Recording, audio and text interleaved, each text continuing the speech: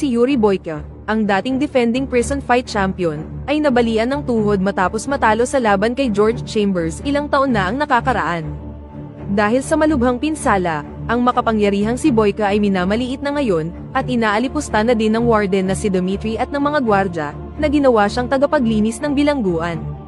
Kahit na si Boyka ay hindi na isang fighter, ginaganap pa rin ang mixed martial arts matches sa Chornya Cholmy Prison, kung saan si Vladimir Saikov ang pinakamalakas na fighter, at si Gaga ang kanyang sponsor.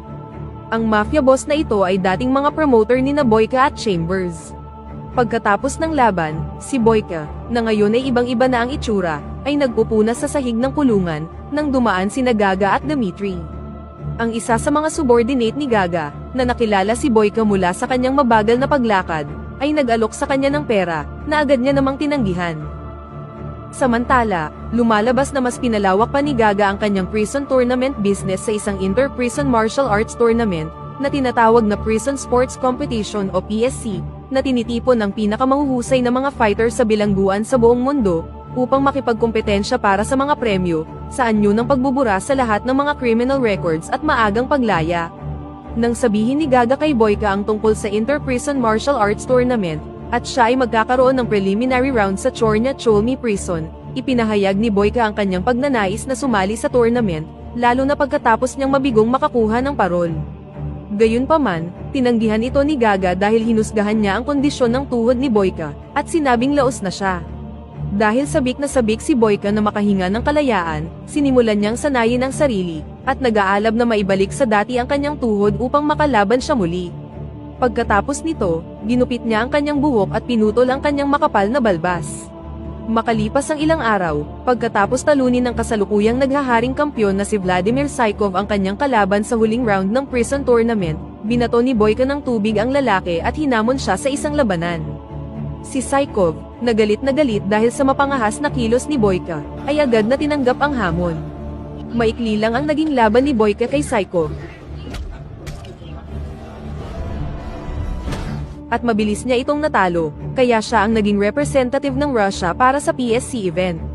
Ang pagbabalik sa ring at muling pagkakatikim ng tagumpay ay tila nagbalik sa fighting spirit ni Boyka, na matagal nang nawala sa laban na nagpasikat sa kanyang pangalan.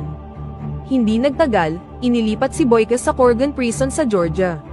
Kasama niya ang 8 pang prison fighters mula sa iba't ibang bansa, na maglalaban-laban sa PSC Martial Arts Tournament. Pagkatapos ay tinipon ang mga fighters at binigyan ng direksyon ni Warden Kuz. Ang mga prison fighters na lumahok sa tournament bukod kay Boyka ay sina Krates mula sa Croatia, Dupont mula sa France, Mavros mula sa Greece, Lomchai mula sa North Korea, Silva mula sa Brazil, Turbo mula sa Amerika, at Dalor mula sa Colombia. Nang pinapunta sa kani-kanilang selda, nakita nilang nililinis ng mga opisyal ang isang malaking lugar sa kulungan na gagawing battle arena. Samantala sa ibang lugar, si Gaga at 2 pang ibang mobster, si Fernati at Rezo, ay tinatalakay ang mga isyu sa pagtaya, kung saan iminungkahi ni Rezo na tumaya lamang sila sa isang fighter na may pinakamalaking potensyal na manalo, at ito ay si Dalor, na nabunyag na isa ring pangunahing fighter ni Rezo. Gayunpaman, si Gaga, na tumaya sa tagumpay ni Boyka, at si Fernati, na tumaya sa tagumpay ni Turbo, ay pinanatili ang kani-kanilang mainstay fighters, dahil naniniwala sila sa kakayahan ni na Boyka at Turbo sa pakikipaglaban.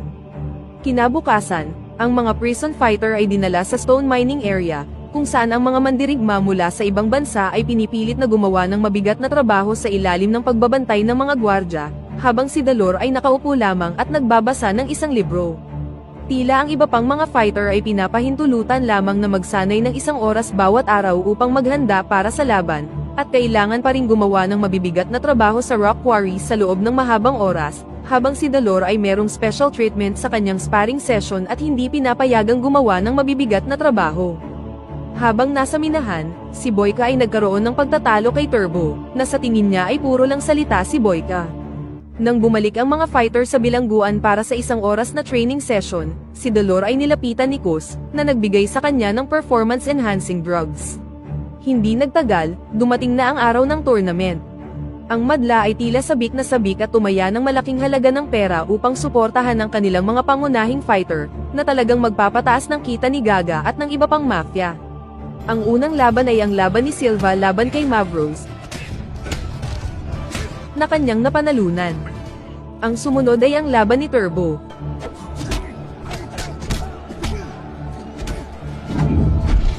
Na madaling natalo si Kratos ng Croatia, na nagpatalon kay Farnotti sa tuwa nang nanalo ang kanyang fighter. Nagpatuloy ang laban, at sa pagkakataong ito ay haharapin ni Boyka ang isang fighter mula sa France na si Dupont. Muli siyang umiskor ng tagumpay sa ring. At sa pagkakataong ito, si Dmitry, ang mga gwardya at lahat ng mga bilanggo sa Chornya Cholmy Prison ay sinusuportahan si Boyka, at tila natuwa nang manalo siya sa laban at umabante sa semifinals. Ang final battle ay pinaglabanan ni Dalor at Lomchai, kung saan mabilis na nakuha ni Dalor ang kanyang tagumpay. Dahil sa kanilang tagumpay, umabante sa susunod na round sina Boyka, Turbo, Dalor at Silva. Samantala, ang mga natalong fighter ay mabilis na inalis doon.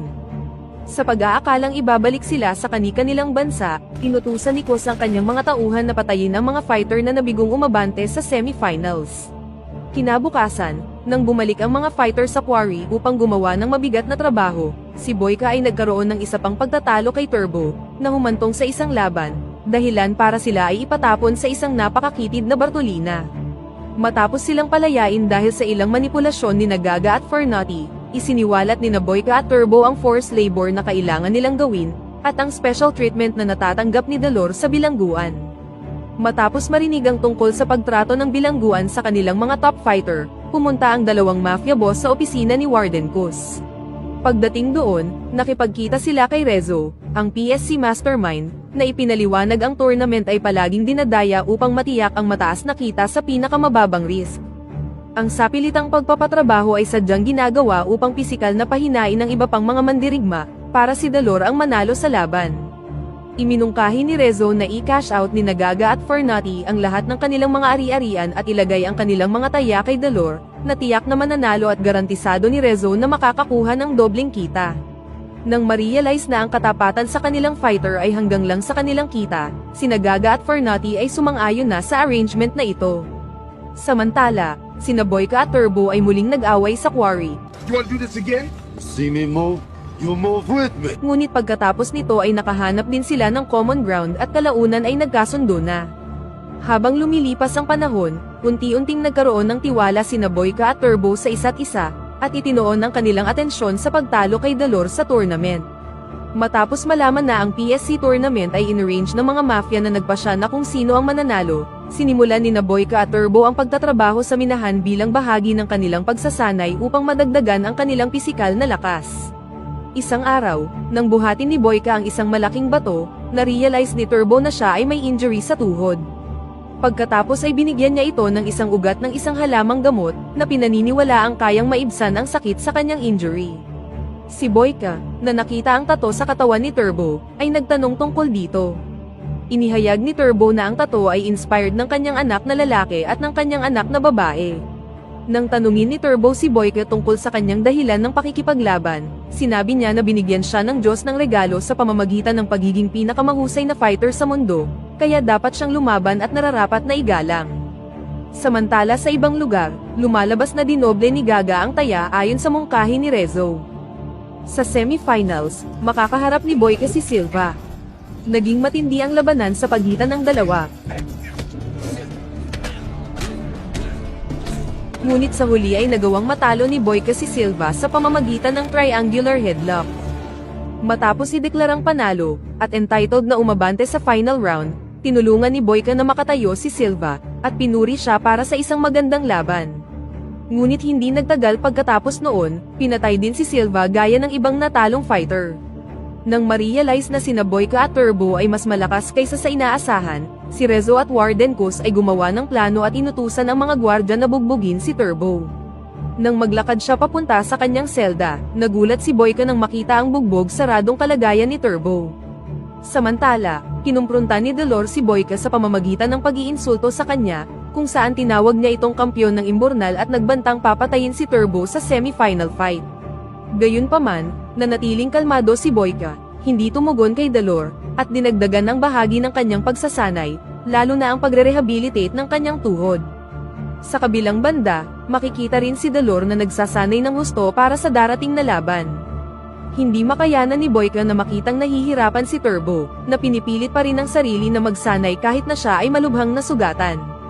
Kinabukasan, nang dinala ang mga bilanggo para sa next round ng hard labor, sinubukan ni Boyka na kumbinsihin si Turbo na tumakas sa halip na harapin si Delor sa kanyang sugatang estado. Dahil alam niyang dating sundalo si Turbo, gumawa si Boyka ng plano para makatakas si Turbo sa kagubatan, kung saan magaan ang seguridad at mabuhay ng matagal hanggang sa tuluyang makipag-ugnayan sa black market. Noong una, hindi sumang-ayon si Turbo. Gayunpaman, ibinunyag ng isa pang bilanggo na ang mga natalong mandirigma ay ini-execute, kaya sa huli ay nagbago na ang isip ni Turbo at sumang-ayon. Sinubukan ni Boyka na basagin ang mga chain ni Turbo, ngunit nahuli siya ng mga gwardya, dahilan para kailanganin ng dalawa na labanan ang mga gwardya ng sapat na mahabang panahon upang makuha ang susi. Matapos mapalaya, agad na tumakbo si Turbo sa kagubatan, habang si Boyka naman ay hinuli gamit ang mga armas. Pagkatapos nito, agad na ibinalik si Boyka sa bilangguan, kung saan nakaharap niya sina Rezo, Warden Kus, at gayon din si Gaga, na ibinunyag sa kanyang nagbago siya ng taya at ganap na sinusuportahan si Delor, na ayon sa kanila ay panalo na. Dahil alam niyang nawalan na siya ng suporta, ipinangako ni Boyka na dudurugin ang mga taya ni Gaga at ng Mafia, sa pamamagitan ng pagtalo kay Delor sa final round. Sa sumunod na eksena, nagsimula na ang final battle. Dahil nakatakas si Turbo, dumiretso si Delor sa final round at lalabanan si Boyka. Matindi ang pustahan ng mga manunood at ng mga mobsters sa laban na ito, kung saan halos lahat sila ay tumaya sa pagkapanalo ni Delor. Naging matindi ang laban sa pagitan ni Delor at Boyka, kung saan nakuha ni Delor ang kalamangan gamit ang kanyang napakabilis at malalakas na pag-atake, na dinagdagan pa ng malaki niyang pangangatawan kaysa kay Boyka. Dahil alam niyang nagtamo ng matinding injury sa tuhod si Boyka, hindi sinayang ni Delor ang pagkakataon nang sipain siya ni Boyka. Nasalo niya ang tuhod ni Boyka at binugbog siya ng husto. Hindi tumigil doon si Delor at patuloy na inatake ang tuhod ni Boyka. Nang nawala ang kanyang liksi at kakayahan sa pagsipa, nakarecover si Boyka, at umasa sa kanyang endurance at pain tolerance, habang sinusurvive ang ilang malalakas na pag-atake ni Delor. Nang ang akala ng lahat ay tapos na ang laban nang napatalsik si Boyka sa ring, si Boyka, na nasulyapan ang mop at balde na ginagamit sa pagsipsip ng dugo pagkatapos ng mga laban, nakahawig sa mga ginamit niya sa kanyang pagsasanay, ay bumalik sa ring bago ang 10 count. Pagkatapos ay kinuha niya ang puro dugong pad sa mop at itinali ito sa kanyang tuhod.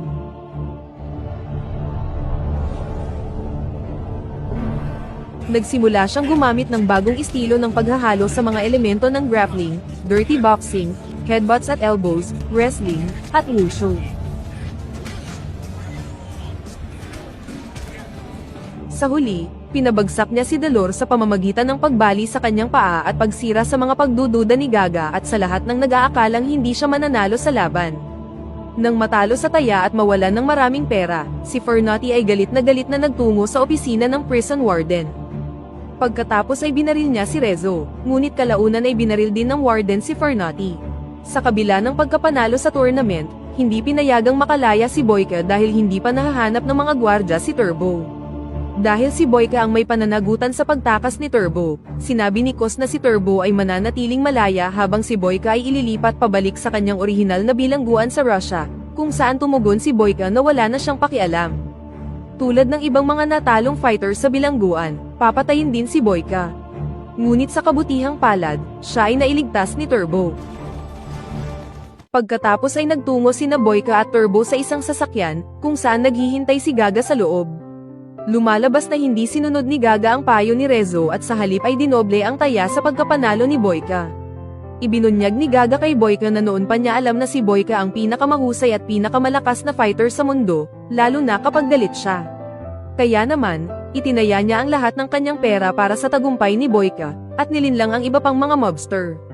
Hindi lang yun, dinagdagan niya pa ito sa pamamagitan ng pagligtas at pagtago kay Turbo nang makatakas siya. Pagkatapos nito, niregaluhan ni Gaga si Boyka ng isang suitcase ng pera para sa kanyang tagumpay sa PSC tournament. Bago maghiwalay ng landas, sa wakas ay ibinunyag ni Boyka ang kanyang unang pangalan kay Turbo bilang Yuri.